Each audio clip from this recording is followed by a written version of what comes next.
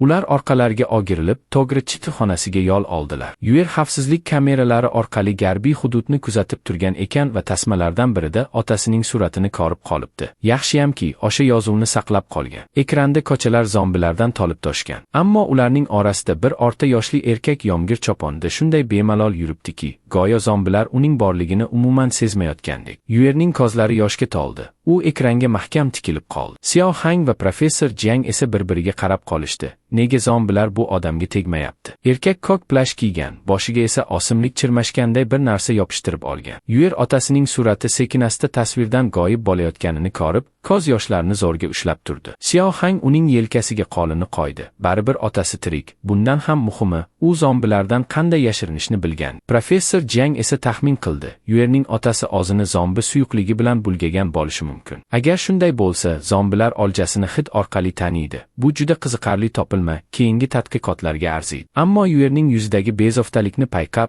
darrov gapini o'zgartirdi. U qizning otasini qutqarish istagini tushunsa ham, hozir yomg'ir shu qadar kuchli yog'yaptiki, ularni shaharga bog'laydigan yagona tunnel suv ostida qolibdi. Yuerning ishtiyoqi so'ndi. Boshi egilib, ko'zlari yana yoshga to'ldi. Xiao Hang unga qarab, Yebeydan so'rashni taklif qildi. Balki u otasini qutqarishga yordam beradigan ilg'or asbob-uskunalar yaratgan. Umid bilan Yuer Yebeyning oldiga yugurdi. Ammo javob umidvor emas edi. Yebey qat'iy rad etdi. Ishi hali tugamagan. Shoshilishning foydasi yo'q. Faqat ovqat olib kelishdan tashqari hech kim bezovta qilmasin. Yuer jim qoldi. Ikki qo'li bilan yonbagrini siqib turardi. Xiao Hangning jahli chiqdi. Yebeyga qattiq gapirdi. Uni shafqatsiz va hissizlikda aybladi. Hech bo'lmaganda vaziyatni yomonlashtirish o'rniga uni tinchlantirsa bo'lmaydimi? Yebey faqat istehzo bilan xo'rsindi. Agar Xiao Hang bunchalik qobiliyatli bo'lsa, o'zi Yuerga yordam bersin. Xiao Hang hayratda qotib qoldi, lekin ko'zi stol ustidagi narsaga tushdi. Yebey ishlab chiqayotgan qurolga. Ko'zlari porlab ketdi. Bu oddiy pichoq va to'pponcha emas, kelajak quroliga o'xshatib o'zgartirilgan asboblar edi. Qurol tanasidagi qizil rangni ko'rib, qiziqib sababini so'radi. Yebey tushuntirdi. Har bir qurolga foydalanuvchining qonidan qo'shib qo'ygan. Shuning uchun egasi undan foydalanishda hech qanday muammo sezmaydi. Xiao Hang qilichni ko'tarib ko'rdi. Ogirligi Yebey avval ishlatgan qilichdan ancha yengil. Yebey bosh irgab, qurolning ishlatish usulini tushuntira boshladi. Bu qurol o'ziga xos tizimga ega.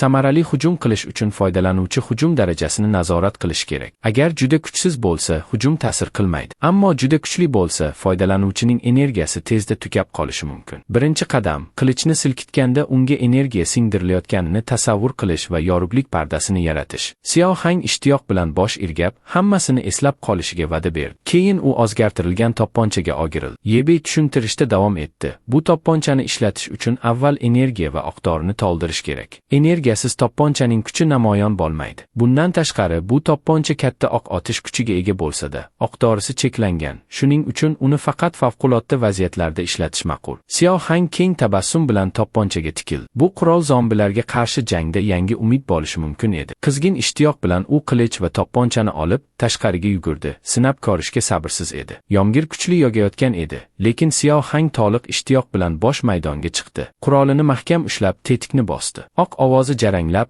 oq yomg'irni yorib, osmonni yashil nur bilan kesib o'tdi. Xiao Hang hayajon bilan baqirib yubordi. Bu ajoyib quroldan juda mamnun edi. Shundan so'ng qilichni sinab ko'rmoqchi bo'ldi. Uni bor kuchi bilan silkitganda, pichoqdan yashil uchqunlar otilib, havoni o'tkir kesib o'tdi. Biroq o'zini yetarlicha qoniqtirmagan Xiao Hang qilichni yana telbalarcha silkitdi. Ayni paytda professor Jiang bu voqeani monitor ekranida kuzatib turardi. Xiao Hangga laboratoriya eshigi oldida qurol bilan o'ynashni bas qilishni baqirib ogohlantirdi. Biroq Xiao Hang hayajonga berilib, tanbehni e'tiborsiz qoldirdi. Qoniqqanidan keyin u kiyimini almashtirdi. Toq sariq yomg'ir choponini va rezina etiklarni kiyib oldi. U o'ziga ko'ringan har qanday zombi va mutantni yo'q qilishga qasamyod qildi. Monitor ekranida professor Jiang va Yuer uni kuzatishda davom etishdi. Xiao Hang kameraga qarab, Yuerning otasini uyga olib kelishga va'da berdi. Yu xavotirli ko'rindi. U yaxshi bo'ladimi? Ammo professor Jiang undan Xiao Hangni e'tiborsiz qoldirishni va u qanchalik takabbur tutayotganini ko'rishni so'radi. Xiao Hang ikki quloqiga naushnik taqqandan so'ng professor Jiang signal boshqaruv xonasi bilan bog'langanmi yoki yo'qligini tekshirish uchun gapirishga harakat qildi. Bog'langanligiga ishonch hosil qilgach, Professor Jiang Xiaohangga garbiy hududga boradigan yo'l suv ostida qolgani uchun yagona otish yo'li tog orqali ekanligini aytdi. Afsuski, bu hududda Chitu kameralari yo'q va u yerda ko'plab zombilar aylanib yurar edi. Shuning uchun Xiaohang doimo hushyor bo'lish kerak edi. Biroq jiddiy vaziyatga qaramay, Xiaohang va Professor Jiang hali ham bahslashib, bir-birlarini masxaralashda davom etishdi. Xiaohang professorning gap-so'zlari juda xalaqit bergani uchun boshqaruvni o'z qo'liga olishni baqirdi. U ikki qurolini mahkam ushlab, bombosh yerlarni bosib o'ta boshladi. Ko'p o'tmay, bir to'da zombi yaqinlasha boshladi. O'sha maxluqlar unga qarab yugurishdi. Ammo Xiaohang tayyor edi. Bir tez harakat bilan u qilichni silkitib, havoda yashil chaqnash qoldirdi. Bir hujumda zombilar hech qanday qarshiliksiz ikkiga bo'lindi. Yangi kuch unga o'ziga bo'lgan ishonchni berdi. Endi zombilarning ko'pligidan qo'rqmasdi. Biroq birdan uning nigohi uzoqdagi o'rmonga qaradi. Binafsha rangli qora tornado shiddat bilan aylanib, chaqmoq va kuchli shamol olib kelardi. Zombilar bilan jang qilayotganda Xiaohang Professor Jiang va Yuer bilan bog'lanishga urindi. Ularni zudlik bilan ogohlantirishi kerak edi. Yomg'ir kuchayib, garbda tornado paydo bo'ldi. Monitor ekranida Yuer va Professor Jiang vaziyat yomonlashib, Chitu kamerasining qorishi cheklanib qolganini kuzatishdi. Laboratoriyadagi asboblar ham bu bo'ron oddiy hodisa emasligini ko'rsatdi. Xiaohang hammasi kech bo'lmasdan tezda qaytib kelishi kerak edi. Xiaohang hafsalasi pir bo'lib osmonga qaradi. Yaxshi jihozlarga ega bo'lsa ham, tabiatning irodasiga qarshi tura olmadi. Og'ir yurak bilan u yerga bo'ron to'xtamaguncha otasini olib kela olmasligini aytdi. Ayni paytda Professor Jiang yerni tinchlantirishga harakat qilib, agar otasi zombilardan omon qolgan bo'lsa, bu yomon ob-havodan ham yashirina olishga ishonch bildirdi. Hali ham xavotirli bo'lsa-da, qiz oxir-oqibat sekin bosh irgadi. Xiaohang laboratoriya darvozasiga yetib kelganida, monitor xonasidagi signal chiroqlari to'satdan miltillay boshladi. Bu xavfni anglatardi. Professor Jiang vahima ichida sakrab, darhol ekranni tekshirdi. Xiaohangning orqasidan zombi kelayotganini sezmagan. U Xiaohangni ogohlantirmoqchi bo'ldi, lekin semiz yigit allaqachon ichkariga kirib bo'lgan edi. Xiaohang beparvolik bilan cholga laboratoriyaga Yebeyning tajribalari uchun bir zombi tutib olib kelganini aytdi. Professor Jiang Xiaohangga joyida qolishni aytib, darhol uning oldiga yugurdi. Professor Jiang yetib kelganida Xiaohang zombi jasadini polga qo'yib qo'ygan edi. Cholning reaksiyasini kutayotgan edi. Xiaohang xavfsizlik uchun zombining qo'l va oyoqlarini olib tashlaganini tushuntirdi. Professor Jiang hayratda qoldi. Shunga qaramay, zombi hali tirik edi. Uni nima tirik tutayotganiga qiziqib qoldi. Monitor xonasida Yuer ularning suhbatini kuzatib turardi. Professor Jiang hatto Xiaohang ishonchli ekanligini tan oldi. Yuer ikkalasi nihoyat yarashib, do'stlashganini ko'rib, yengil tabassum qildi. Ayni paytda Yebey hali ham tajribalari bilan band edi. U qo'lidagi mexanik qo'lni diqqat bilan kuzatayotganda jiddiy ko'rinardi. Tashqarida ob-havo sekin yaxshilana boshladi. Yomg'ir to'xtadi va zombilar to'dalari ochilayotgan osmonga qarab turishdi. Biroq bundan ham dahshatliroq narsa yuz berdi. Ularning chirigan tanasidan galati maxluqlar chiqib, xo'jayinlarni yirtib, kiyimlarni yirtib tashladilar. Ular qizil yonayotgan kozlar bilan qayta tiklandilar. Ularning tanalari inson chegarasidan tashqari kuch va tezlikka ega monsterlarga mutatsiyaga uchradi. Ular endi uzoqqa sakrab, ajoyib tezlikda harakatlana olardilar. Kvartira balkonida bir bola bulutlar ortidan endigina chiqqan quyosh nuriga maftun bo'lib qaradi, xavfni sezmadi. To'satdan bir monster unga qarab otildi. Uning ulkan tanasi yorug'likni to'sdi. Kvartira ichida bolaning otasi qichqiriqni eshitib,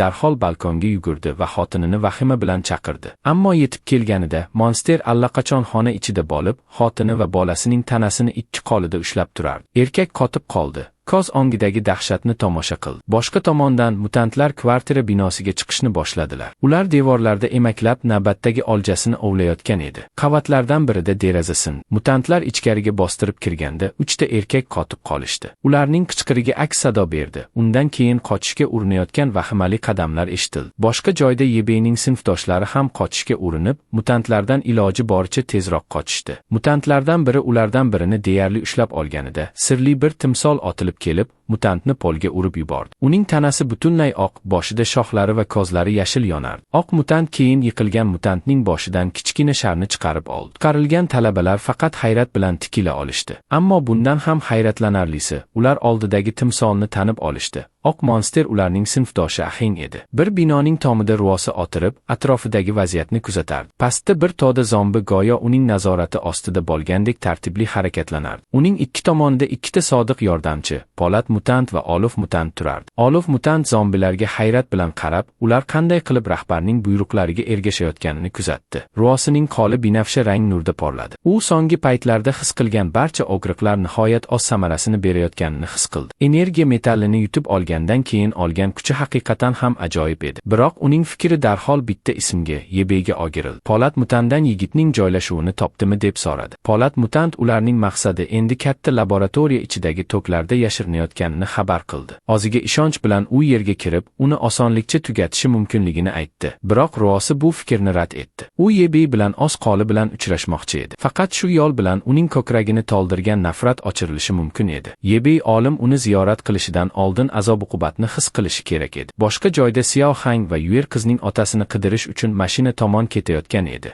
Ammo harakatlanishga ulgurmay, to'satdan havo signal sadosi bilan jarangladi. Xiao Hang nima bo'layotganini bilish uchun darhol professor Jiang bilan bog'landi. Professorning ovozi tarang eshitildi. U ularni zudlik bilan laboratoriyaga qaytishga ogohlantirdi. Chitu kameralari dahshatli narsani ko'rsatdi. Katta miqdordagi zombilar to'dasi tezda shtab-kvartiraga yaqinlashmoqda edi. Xiao Hang va Yuer bor kuchlari bilan laboratoriyaga yugurib qaytishdi va aniqlangan zombilar sonini so'rashdi. Professor Jiang ularning soni minglab, balki 10 minglab bo'lishi mumkinligini taxmin qildi. Xiao Hang hayratda qolib, nega zombilar to'satdan ularni quvayotganiga hayron bo'ldi. Bu ularning mintaqadagi yagona odamlar ekanligi yoki biron sababga ko'ra zombilarning gazabini qo'zg'atganlari sabab bo'lishi mumkin edi. Professor Jiangning o'zi aniq sababini bilmasdi. Aniq narsa shundaki, ular zudlik bilan Yebeyga xabar berishlari kerak edi. Xiao Hang ikkilanmay darhol Yebeyni qidirishga yugurdi. U eshikni qattiq taqillatib, minglab zombilar yaqinlashayotganini baqirdi. Ichkarida Yebey hali ham noutbuk ekraniga tikilib, tajriba jarayonini kuzatayotgan edi. U xotirjamlik bilan professor Jiangdan vaziyatni allaqachon bilganini aytdi. Xiao Hang yengil nafas olib, Yebey hujumga qarshi turish uchun reja tayyorlaganmi deb so'radi. Biroq Yebey xotirjamligicha qolib, hali to'liq tayyor emasligini tan oldi. Xiao Hang bezovtalana boshladi. Uni minglab zombilarga yolg'iz qarshi turishga yubormoqchimisan? Ammo Yebey qimirlamay o'tiraverdi. Ko'zlari hamon ekranga mahkamlangan edi. Bu xavf haqida allaqachon ogohlantirganini aytdi. Faqat voqealar u kutganidan tezroq rivojlanmoqda. Bunday sharoitda yagona umid professor Jiang edi. Agar chol haqiqatan ham professor Jiang bo'lsa, unda albatta yechim topishning yo'li bor. Bu javob Xiao Hangning qonini qaynatdi. Taxmin qilishga vaqtlari yo'qligini baqirdi, lekin Yebey indamay qoldi. Go'yo do'stining tashvishga ahamiyat bermadi. Jahli chiqqan Xiao Hang ketishga qaror qildi. Agar hech kim harakat qilmasa, u o'zi boshqaruvni o'z qo'liga oladi. U kuzatuv minorasiga olib boradigan spiral zinapoyaga shoshildi. Tepadan u yaqinlashib kelayotgan zombi to'dasini aniq ko'rdi. Ularning soni shunchalik ko'p ediki, laboratoriya devorlari bardosh bera olmasligini bilardi. Xiao Hang tishlarini gijirlatdi. Bu mahluqlarning mudofaa devoriga to'planishiga yo'l qo'ymasdi. Uzoq o'ylamasdan u mashinaga yugurib, haydovchi o'rindigiga o'tirdi. Boshqaruv xonasida professor Jiang qayerga ketayotganini so'radi. Dvigatelni ishga tushirar ekan, Xiao Hang zombi to'dasini to'xtatishga urinishini va professor Jiangdan darvozani ochishni va favqulodda rejani tayyorlashni so'radi. Agar u muvaffaqiyatsiz bo'lsa, professor zudlik bilan qochish yo'lini topish kerak edi. Yuer uni to'xtatishni baqirdi, lekin u quloq solmadi. Darvoza allaqachon ochilgan va mashina zombi to'dasiga qarab chiqib ketdi. Mashina oynasi ochilganda Xiao Hang elektromagnit to'pponchani ko'tarib o'q uzdi. Oq havoni yorib, zombilarning oldingi safiga tegib, ularning tanalarini kuydirdi. U monsterlarning yonib ketishini tomosha qilib, mamnun bo'ldi. Barcha dushmanlar shunchaki yiqilib tushgani uchun qurolni yo'naltirishga hojat qolmadi. U yana to'pponchani ko'tarib, butun to'dani yoqib yuborishga qasam ichdi. Tetik tortilgach, elektromagnit oq yana uchib, keyingi zombi safini parchalab tashladi. Uzoqdan Ruosi hammasini gazab bilan kuzatib turardi. Uning binafsha nigohi Xiao Hangga qaratilgan edi. Uning yonida Polat mutant hayratda qoldi. Dushmanning bunchalik kuchli qurolga ega bo'lishini kutmagan edi. Bu qurol ularni juda qiyin ahvolga solib qo'yadi. Ammo Ruosi faqat ayyorona jilmaydi. Bu hujumga qancha vaqt bardosh bera oladilar ekan. Boshqa tomondan Xiao Hang to'xtovsiz elektromagnit to'lqinlarni ochishda davom etdi. Biroq u qancha o'q uzmasin, zombi to'dasi hech qanday kamaymaydigan to'lqinlarda kelishda davom etdi. U ichida noliganida to'satdan bir olov shari uning mashinasi tomon tezda uchib keldi. Portlash yerga tegib, mashinani agdarib yubordi. Boshqaruv xonasida Yuer va professor Jiang bu voqeani ko'rib, hayratda qotib qolishdi. Ayni paytda Xiao Hang yonayotgan mashinadan chiqishga kurashdi. Chiqib olishga muvaffaq bo'lgach, u darhol uni oldirishga tayyor turgan olov mutantiga duch keldi. Xiao Hang jahli chiqib, bu maxluq unga yashirincha hujum qilganini la'natladi. U zombilar bilan kurashayotganda, to'pponchasini ko'tarib, qolgan gazabi bilan elektromagnit o'q uzdi. Ammo mutant chaqqonlik bilan qochib, keyin unga olov tili bilan javob qaytardi. Yaxshiyamki, Xiao Hang o'z vaqtida qochishga muvaffaq bo'ldi. U darhol mashina orqasiga yashirinib, javob o'q uzdi. Elektromagnit o'q mutantning oyog'iga tegdi. Chekinishga majbur bo'lgan olov mutant oxir-oqibat qochishni tanladi. Xiaohang to'pponchasini osmonga ko'tarib, dushmani qochib ketganidan umidsizlik bilan baqirdi. Biroq nafas olishga ulgurmay, zombi to'dasi yana yaqinlasha boshladi. Otkir reflekslar bilan Xiaohang o'girilib, ularni ushlab turish uchun o'q uza boshladi. Boshqaruv xonasida professor Jiang Xiaohangga qamal qilinishidan va qochish imkoniyatini yo'qotishidan oldin tezda qaytishini ogohlantirdi. O'zini tuzoqqa tushganini anglab, Xiaohang qochishga qaror qildi. Ammo qochish paytida Polat mutant tepadan sakrab tushdi va panjasini unga qarab silkitdi. Yaxshiyamki, Xiaohang hali ham qochishga muvaffaq bo'ldi. Yerga tushishi bilanoq u chaqqonlik bilan to'pponchasini ushlab, dushmaniga elektromagnit to'lqin uzdi. Afsuski, Polat mutant qochib qutuldi, lekin Xiaohang tayyor edi. U bor kuchi bilan qilichini chopdi. Hujum o'tkazib yuborilgan bo'lsa-da, qilichdan chiqqan to'lqin yerga qattiq urildi. Keyingi hujum Polat mutantni hayratda qoldirdi. U semiz tanali bu odam Yebeydan ancha chaqqon bo'lishini kutmagan edi. Xiaohang boshliq qoldirmadi. U dushmanini chekinishga majburlash uchun yana o'q uzdi. Jang o'rtasida u baland ovozda ularni qo'rqmasligini aytib ogohlantirdi. Uzoqdan Ruosi jangni gazablangan yuz bilan kuzatib turardi. Uning qoli zombi to'dasini boshqarayotganida binafsha rang nur chiqardi. Bir zumda to'da Xiaohang tomon tez harakatlana boshladi. Semiz odam nega zombilar birdan bunchalik tajovuzkor bo'lib qolganiga hayron bo'lib hayratda qoldi. U to'xtovsiz kelayotgan to'daga qarshi jonjahdi bilan jang qilayotganda peshonasidan sovuq ter oqardi. Biroq vaqt o'tishi bilan u zombilar juda tez harakat qilayotganini payqadi. Endi ularni birma-bir yo'q qilishga vaqti yetmasdi. Qolgan yagona variant qochish edi. Ikkilanmasdan u orqasiga o'girilib, bor tezligi bilan yugurdi. Zombi to'dasi orqasidan uni quvishda davom etdi. Biroq qochish paytida zombilar birin-ketin qulab, uning yo'lini to'sib qo'yishdi. Xiaohang hayratda qoldi. Bularning barchasi qanday sodir bo'lishiga hayron bo'ldi. Orqasiga qaraganida u uchib ketayotgan zombilar Polat mutantning ishi ekanligini aniq ko'rdi. O'sha monster zombilarni qogirchoqdek ushlab, ularni xuddi tirik sapchiday Xiaohang tomon otayotgan. Xiaohang osmondan kelayotgan zombilarni otishni boshladi va har tomondan kelayotgan hujumlardan o'zini himoya qilishga harakat qildi. Biroq tanasi charchay boshlagan edi. Nafas qisib, bor kuchi bilan yugurdi. Kimdir uni qutqarib kelishga umid qildi. Biroq vaziyat yanada yomonlashdi, chunki zombilardan biri tepadan otilib, uning oyogini ushlab oldi. Boshqa iloji qolmagan Xiaohang qilichini sugurib, o'sha maxluqning boshini kesib,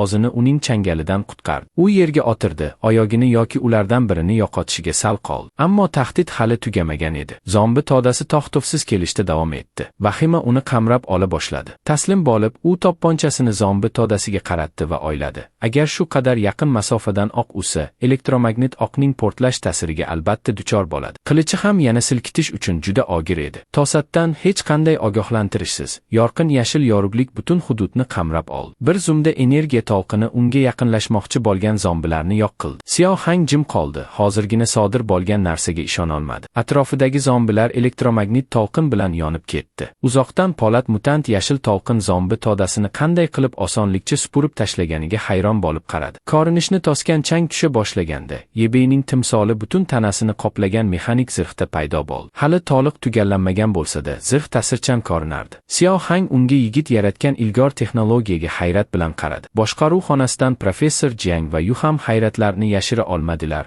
Ular Yebey oz vaqtida kelganidan yengil tortdilar. Xiaohang bu zirh Yebey songi bir necha kunda yaratgan olim qurolimi deb hayron bo'ldi. U jangovar mashinaning qobiliyatidan qattiq ta'sirlanib qoldi. Yebey darhol suhbatni to'xtatib, xavf hali to'liq tugamaganini ogohlantirdi. Xiaohangdan zombi hujumlarida chap tomonni himoya qilishni so'radi. O'zi esa o'ng tomonni himoya qilib, bu maxluqlarning laboratoriya devoriga yetib borishining oldini oladi. Buni eshitib, Xiaohangning ruhi yana ko'tarildi. Yebeyning yordami bilan bu jangda g'alaba qozonishlariga ishonch hosil qildi. Xiaohang yana zombilarni ota boshladi. Yebey esa ulkan mexanik qolini dushman to'dasiga qarab silkitib, havoga otildi. Elektromagnit to'lqinning chaqnashlari keyingi hujumni boshlaganida har tomonga tarqaldi. Uzoqdan Xiaohang bu ajoyib jangni ko'zlari porlab tomosha qildi. Zombi to'lqini yo'q qilinganidan so'ng, Xiaohang ko'plab energiya metallarni to'plashlari mumkinligiga ishonch hosil qildi. U bir kun kelib Yebey unga ham shunday kuchli zirh yasab berishga umid qildi. Bu fikr uning ishtiyoqini oshirdi. Har bir qilich silkitishi tobora mustahkam tus oldi. Ayni paytda uzoqdan Ruosi jang oz guruhiga qarshi aylana boshlaganini kuzatib turardi. Polat mutant dushmanlari bunday kuchli qurol yaratishga qodirligini kutmaganini tan oldi. U ularning kuchlari Yebey guruhi bilan teng emasligini his qildi. Ruosining g'azabi yana avj oldi. U Yebeyning bu zirhga tayansa, uzoq davom eta olmasligiga ishonchi komil edi. Boshqa tomondan Yebey mushtlarini ajoyib kuch bilan silkitib, zombilarni shamol qoqib ketgan quruq barglar qanotlardek havoga sochdi. Boshqaruv xonasida professor Jiang va Yuer hamon jangni kuzatishda davom etishdi. Professor Jiang Yebening jangovar zirh kiyganiga shubha qila boshladi. Bu texnologiya kelajakdan kelganga o'xshardi. Bir o'rta maktab o'quvchisi eskirgan ehtiyot qismlar bilan bunday asbob yaratishi mumkinligini tasavvur qilish qiyin edi. Yebe jangovar jihozlarning quvvat manbai aslida zombi miyasidan olingan kichik yashil sharchadan kelishini tushuntirdi. Bu tushuntirish professor Jiangni hayratda qoldirdi. U yashil sharcha haqida ko'proq so'radi. Yebega ko'ra, bu shar biologik boshqaruv markazi kabi ishlaydi. Professor Jiang hayratda qoldi. U Yebe nega zombi miyasi jangovar qurol sifatida ishlatilishi mumkin bo'lgan manbani yashirganiga hayron bo'ldi. Vaqtni boy bermay, professor Jiang Yuerdan chitunni kuzatishda davom etishini so'radi. Ozi esa ilgari Xiao Hang olib kelgan zombini tekshirish uchun laboratoriyaga shoshildi. Boshqa tomondan Ruosi hali taslim bo'lmagan edi. Binafsha rang energiya uning atrofida to'plana boshladi.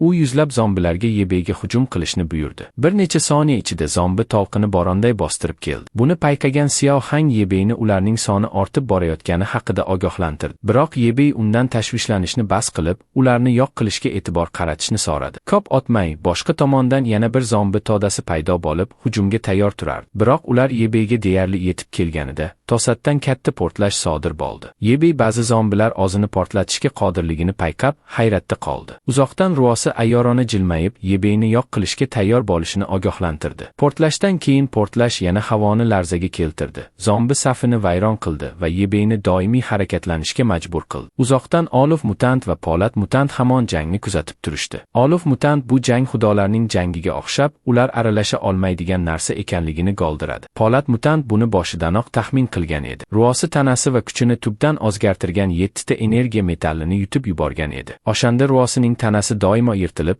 qayta tiklanardi. Bu jarayon natijasida yuzaga kelgan og'riq oddiy odam chiday oladigan narsa emas edi. Yebega bo'lgan nafratining shu qadar chuqur bo'lishining sababi ham shu edi. Olov mutant qiziqishi yanada ortdi. Garchi Ruosi ulardan ko'proq energiya metallini yutgan bo'lsa-da, u yirtqich hayvonga aylanmadi va aksincha ancha kuchli bo'ldi. U ko'proq qora metall yeyish yaxshi natija berishi mumkinmi deb hayron bo'la boshladi. Biroq Polat mutant bu jarayon qanday ishlashiga ishonchi komil emas edi. Ruosi boshidan kechirgan azob-uqubatlarni boshdan kechirishni istamasligi aniq edi. Balki qiz endi avvalgi ozi emasdir. Ayni paytda Ruosining ifodasi ko'proq energiya chiqarar ekan, taranglasha boshladi. Bir zumda Yebey atrofidagi zombilar birin-ketin portlab ketdi. O'shanda Yebey kimdir bu to'dani boshqarayotganini tushundi. U darhol mexanik qoliga energiya to'plab, Ruosi yashiringan minora tomon qo'yib yubordi. Ustun bir zumda vayron bo'ldi va Roksini havoga uloqtirdi. Yaxshiyamki, u hali ham energiyasidan foydalanib, eson-omon qo'nishga muvaffaq bo'ldi. Ruosi darhol o'rnidan turdi. Uning nigohi Yebeyga qadalganida gazabi yonib turardi. Biroq Yebey unga uzoqroq harakat qilish imkoniyatini berdi.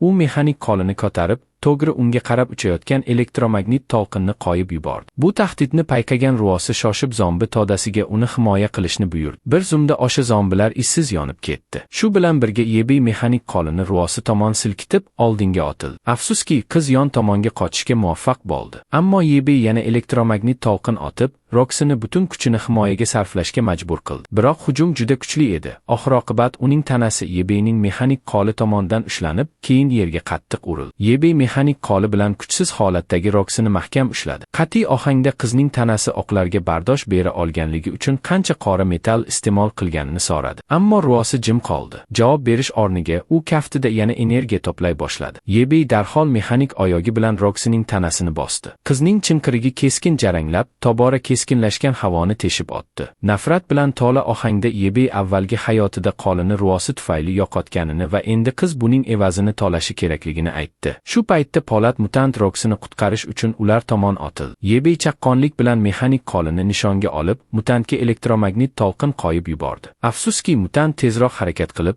qochishga muvaffaq bo'ldi. Bir zumda Polat mutant kutilmagan hujumga tayyor holda havoga sakradi. Ammo Yebey uni havoda musht bilan kutib oldi va elektromagnit to'lqinini uning tanasiga urib, uni uzoqqa uloqtirdi. Uzoqdan Olov mutant sherigining bu dahshatli zarbadan keyin uchib ketganini faqat dahshat bilan kuzata oldi. U Yebeyning kuchi taxminlardan tashqarida ekanligini anglab, vahima qila boshladi. Hatto Ruosi va Polat mutant ham ojiz holatga keltirilgan edi. Bu haqiqatdan tushkunlikka tushgan Olov mutant qochishni o'ylay boshladi. Ayni paytda Yebey hali ham Roksini mahkam ushlab, Ko'p energiya metallini iste'mol qilganiga qaramay, nega qiz hali ham inson bo'lib qolganiga hayron edi. U ruosi bashorat qilingan shaxs bo'lishi mumkin deb shubha qila boshladi. Biroq Yebey uchun bu qizning mavjudligi tirik qoldirib bo'lmaydigan tahdid edi. Uning changali tobora kuchayib, Roksini og'riqdan chinqirishiga majbur qildi. Biroq bu qichqiriq zombilarning e'tiborini tortdi. Qisqa vaqt ichida katta guruh mahluqlar Yebeyni qurshab ola boshladi. Tartibsizlik o'rtasida Yuer vahima bilan vaziyat yomonlashayotganini ogohlantirdi.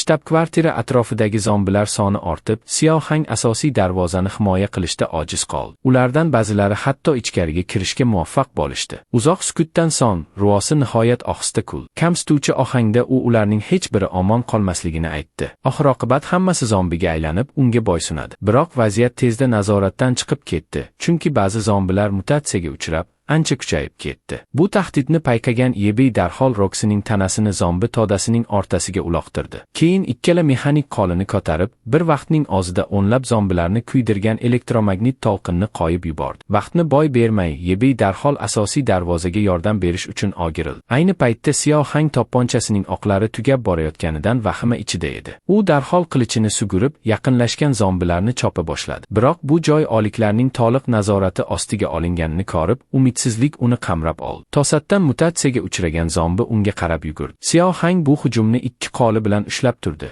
Peshonasidan sovuq ter oqardi. Bu mahluq yangi turdagi mutant ekanligini payqab, hayratda qoldi. Uzoq o'ylamasdan, u elektromagnit qilichini silkitib, mutantni chekinishga majbur qildi. Biroq vahima yana uni qamrab oldi. Chunki avvalgi hujum faqat mutatsiyaga uchragan zombi tanasida kichik tirnalish qoldirgan edi. Ko'p o'tmay, boshqa zombilar paydo bo'ldi. O'nlab emas, balki yuzlab uni har tomondan qurshab oldi. Nafas qisib, Xiaohang iloji boricha tezroq yugurdi va nega uning elektromagnit qilichi zombilarga qarshi endi emasligini tushunishga harakat qildi. O'shanda u birinchi bosqich mutatsiya boshlanganini va Yebi buni boshidanoq ogohlantirganini anglab yetdi. Boshqaruv xonasida Yuer semiz odam yaxshimi yoki yo'qligini bilish uchun Xiaohang bilan bog'lanishga harakat qildi. Biroq u darhol prizni zombilar devorga chiqib, ichkariga kirib kelganligi haqida ogohlantirdi. Ayni paytda laboratoriya ichida professor Jiang hali ham tajribalari bilan band edi va tashqaridagi jiddiy vaziyatdan umuman bexabar edi. Boshqa tomondan Xiaohang boshqaruv xonasidan ogohlantirish olgandan so'ng darhol shtab-kvartira tomon harakat qildi.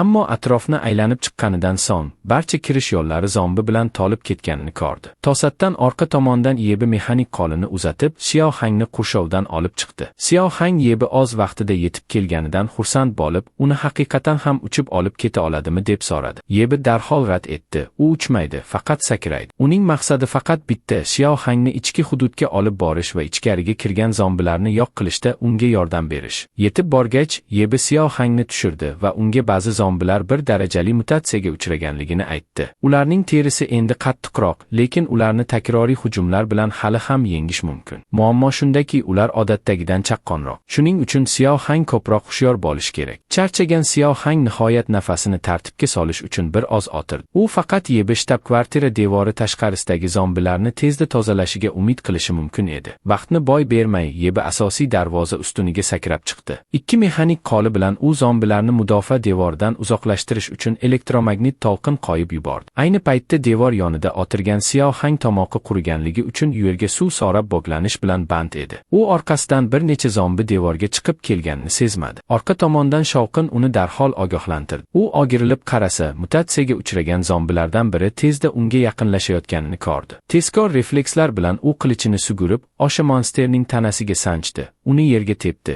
So'ng oyog'i bilan bosib, qurolini qaytarib oldi. Biroq Xiaohang o'zini hali yetarlicha his qilmadi. U Yebi ilgari ko'rsatganidek, zombi haqiqatan ham olganligiga ishonch hosil qilish uchun qilichini qayta-qayta silkitdi. Ko'p o'tmay, Yuer bir shisha suv bilan paydo bo'ldi. Yaqinlashar ekan, u Xiaohang yaxshimi yoki yo'qligini so'radi. Biroq u darhol javob bermadi. U avvalgi zombining boshini tekshirish bilan band edi va u yerda qizil rangli energiya metallini topdi. Ayni paytda laboratoriyada professor Jiang zombi boshidan yashil sharni topib, hayajon bilan baqirdi. Uning ko'zlari qisilib, bu narsa odamlarning zombiga aylanishiga sabab bo'ladimi yoki kimdir zombiga aylangandan keyin paydo bo'ladigan narsami, tushunishga harakat qildi. Uning qiziqishi tobora ortib, bu narsa ortida qancha sir yashiringanligini o'ylayverdi. Tashqarida Yebi elektromagnit to'lqin otishda, yoqishda va zombi todasini yo'q qilishda davom etdi. U ularni turli usullar bilan bosib, yoqib, mexanik qo'li bilan ushlab, yo'q qildi. Hammasi yo'q qilinganiga ishonch hosil qilgach, u yengil nafas oldi. Uning vazifasi tugagan edi. Devor orqasidan u Xiaohangga vaziyat xavfsiz ekanligini va endi zombi jasadlardan yashil sharlarni yegish vaqti kelganini aytib baqirdi. Shtab-kvartira hududiga qaytganida Xiaohang yigitning ish samaradorligini maqtadi. Ammo Yebe faqat beparvo javob qaytardi. Uning mexanik zirhi hali mukammal emasligini aytdi. Agar mukammal bo'lsa, zombilarni yo'q qilish qog'oz kesishdek oson bo'lar edi. Qiziqib qolgan Xiaohang darhol tashqariga chiqib, devor orqasidagi hududni tekshirdi. U yerda u cheksizdek ko'ringan zombi jasadlari to'plamini ko'rdi. U barcha yashil sharlarni yegish juda ko'p vaqt talab qilishini tushundi. Biroq uning fikri birdan bitta narsaga o'girildi. U barcha yashil sharlar yigib bo'lingandan keyin Yebe unga mexanik zirh yasab berishga tayyormi deb so'radi. Yebe yana beparvo javob qaytardi. Bu haqda keyin o'ylashini aytdi. Hozircha u faqat dam olishni xohladi. To'satdan professor Jiang paydo bo'lib, uni uzoq vaqtdan beri qiynagan savolni berdi. Yebe qachon yashil shar ortidagi barcha sirlarni oshkor qilishini so'radi. Yebe faqat kichkina jilmayib qo'ydi. Bu savol kelishini allaqachon kutgan edi.